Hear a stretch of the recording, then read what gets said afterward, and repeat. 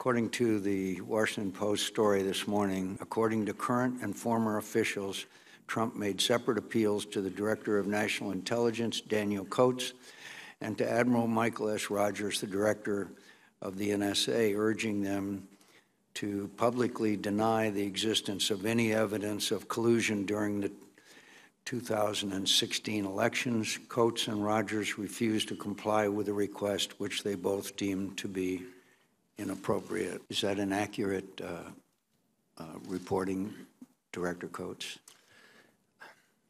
Mr. Chairman, as the President's principal intelligence advisor, I'm fortunate to be able and need to spend a significant amount of time with the President discussing national security interest and intelligence as it relates to those interests.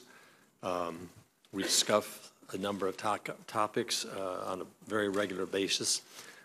I have always believed that given the nature of my position and the information in which we share, it's not appropriate for me to comment publicly on any of that. So on this topic, as well as other topics, I don't feel it's appropriate to characterize discussions and conversations with the President. As I mentioned in my opening statement, I was convinced in the summer that the Russians were trying to interfere in the election. And they were very aggressive. It was a multifaceted effort.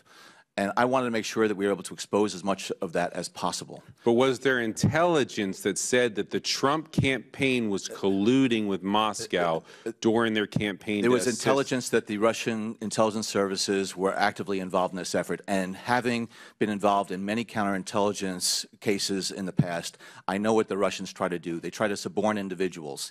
And they try to get individuals, including U.S. persons, to act on their behalf either wittingly or unwittingly.